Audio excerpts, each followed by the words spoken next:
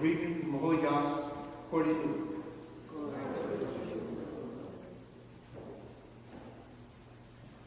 Jesus addressed this parable to the Pharisees and scribes. What man among you, having 100 sheep and losing one of them, would not leave the 99 in the desert and go after the lost one until he finds it? And when he does find it, he sets it on his shoulders with great joy. And upon his arrival home, he calls together his friends and neighbors and says to them, "Rejoicing, because I have found my lost sheep." I tell you, just the same way, there will be more joy in heaven over one sinner who repents than over 99 righteous people who have no need of repentance. The Gospel of the Lord. Praise to you, Lord Jesus Christ.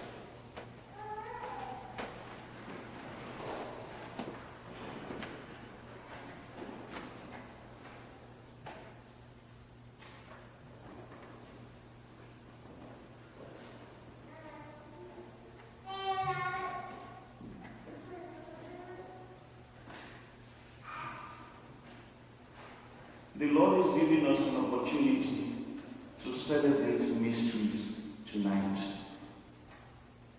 Mysteries that are not beyond us in a sense. Mysteries that as soon as we begin to taste of them, we're no longer the same again.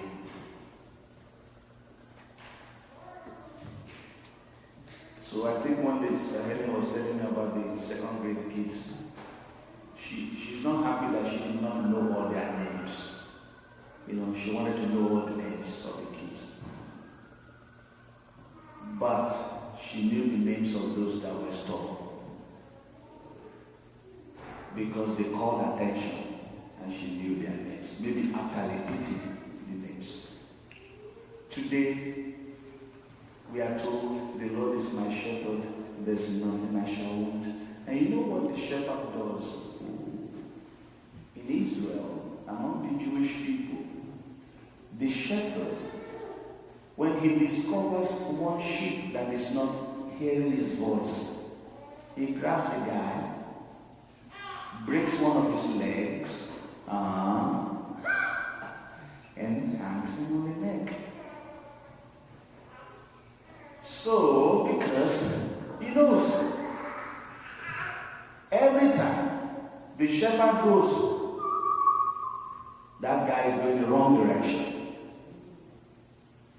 And every other sheep hears.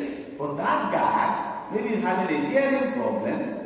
We don't know. So the shepherd puts him on his shoulder, breaks his leg, and the plan is until that leg heals, that guy doesn't go down. And you know what? That guy is going to hear that more than anyone, because he was going to be healing of that broken leg. And so, but he's the closest now to the whistle. He will learn. You know who that person is, that sheep is me? I think it's you probably too. That child that is very sickly is close to the heart of the mother. And sometimes other children are very jealous. And they want to be sick right away. Because they want mama's lunch. The love of Jesus goes to the weakest. The weakest. The anxious. He goes to the depressed.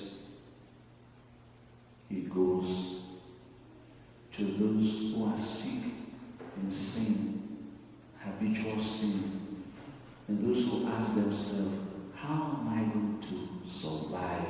How am I going to break this chain of sin? Or those who say, my vocation as a nun is difficult. Those who say, my vocation as a mother, as a husband, is difficult as a father. Those who say, oh, my priesthood is challenging. The Lord goes to you right there. breaks it, and hangs your neck on the shoulder. And after doing that, you know what? He leaves you in the hands of his beloved mother to take care of the Awi for you, and begins to introduce grace into that wound, introduce grace into that injury, introduce grace into that hopelessness and depression. That's what we're celebrating tonight. Having the true heart. Our Lady of Perpetual Help there. The traditional feast days today. She receives every sheep that is going astray. You know, I always tell people, you know, I don't know about you, but I had a very caring mother who didn't want me to befriend every boy on the street. She was going to check out who you befriended. Because the adage goes, show me your friend, and I'll tell you who you are. So she didn't want you to be messing around with every kid. You know, sometimes I have some friends, they never got home with me. No. Those ones were not sanctioned by mom. You know where we met? We met on the streets. And we don't walk side by side. One will be walking in front, the other walking at the back, but we are whistling, we are talking. Why? I never want by mistake for my mother to find them out. That is what my friends. You keep them at arm's length. You know what Jesus does? Jesus did not keep either of us, you and me, at arm's length. He introduced us to his mother. He said, behold your mother. The shepherd and the sheep have the same mother. The Savior and the saved have the same mother. The Redeemer and the redeemed have the same mother. The helpless, the hopeless have the same mother with the one who is hope himself. And every grace that will need for holiness to come into our life is deposited in the heart of the mother. You say you are tired, you have help. Our Lady of... Are you here?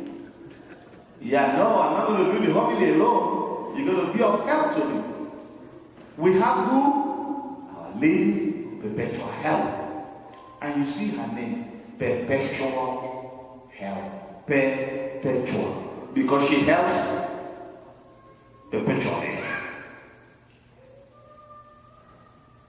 She does.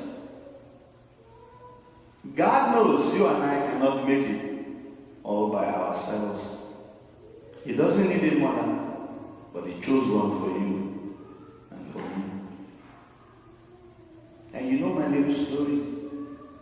She was the one who renewed my priesthood and left me with you guys here. Because I was asking, it was January 2019, I was wondering what I was doing here. You may be wondering what your life is about. You may be wondering what your purpose is. You may be wondering what your mission is. I did wonder myself. But I had that special novena to her. And I thought, if I do this novena, all will be well. But one thing that I did, and I didn't know why, I looked at her the first day, and I said, Mother, take away everything. Because I thought I was becoming a burden to myself. Take away everything. Take away my certificate. Take away my weakness. Take away my strength. Take away all my skills. Take away my talents. Take away everything. Take away everything. Strip me of everything. Was what I was saying. I did not know what I was saying, but I did say it because I was inspired to do. And it was on the third day that Our Lady showed me. She said, go into the Sacred Heart of Jesus is the place to be, the city of refuge, the place of the burning furnace of fire and love, where to be. Take my people there. But how can I take them there if I don't get there myself? Look at Our Lady. You can see the star On a climb there, on a hill, the star of evangelization. She's the star leading us to Jesus. Look at the two angels. The one on the left is Gabriel. The one on the right is Michael. They are carrying instruments of his passion. Gabriel is carrying the cross of Jesus for him. Michael is carrying the lance and all the nails and everything. And they were approaching Jesus. Angels are meant to serve their master, to serve their Lord. At this moment, they could not bear to look at Jesus because they had the instruments of his passion with them. You know what happened? Jesus was so terrified about his mission. He ran into the arms of his mother. His sandal was falling away to show how terrified he was. The priest can be terrified of his mission. You can be terrified of your mission as husband or father, wife, nun. Yes, you can be terrified about your mission. What do? Run like Jesus. Run into the safe hands of the mother. And mother looks intently at each one of us here. Looks on you. Looks on you. With the eye of love. And the Our Lady of Perpetual Help is the ministry, the mission that I have been following, and she guides to the next place. I can't tell the story right now. It's long. Every point. You can see every point. That's why we've been talking about Michael. Of course, she brought the sisters of St. Michael. I didn't bring them. Mother brought them because she knows it's necessary. He gave us the Franciscans free because he knows they're necessary. But Francis of Assisi was the first one who had so much devotion to Michael the Archangel in the 9 choir of angels. Look at the 2 months. 350 years ago, on the 16th of June, 1675, Margaret Mary Anna Cook had that visitation. The heart of Jesus has a special gift for us. It's the heart of his mother, which we shall celebrate tomorrow. The heart is a symbol of the help that Our Lady gives us. Worry, fear, doubt has no place. Despair, suicide, ambition has no place. Impurities, distractions, irreverence has no place. When we go to Mama, she will give us all that we need. And she will be given from the heart of Jesus. Because she has the power to access that heart. Access the heart. And receive everything that is necessary. All the, you know when you talk of diagnosis, the doctor does diagnosis, yeah? After the diagnosis, then you get all the meds, right? Mama gets all of it. She is called the terrestrial and celestial nurse. The nurse that nurses us and gives us everything that we need. Fly to your mother's hands. Mama is waiting for you to come. And she'll give you all that is necessary. I'm pleased by your presence, I'm telling you, because the more you go to her, the more you receive. And she knows your enemy very well, the devil. She'll take care of you. But listen to her. She wants you to come so that she can speak to you. Once you are consecrated to her and you enjoy that felicity of joy and beauty that flows from our heart, forget it. The devil will be bouncing up and down. One thing, I'll tell you one thing. A priest was having an exorcism one day, and then suddenly he asked the possessed person in front of him, and the devil right there, why do you hate Mary? And the devil will tell you the truth under the instruction and questioning of a priest. said, the only thing we seek is for someone to cut off relationship with Mary. That's all they are seeking for. The only thing they seek is that we cut off relationship with Mary. Once a soul calls Mary, we are done. That's what she said. The demons, we are done.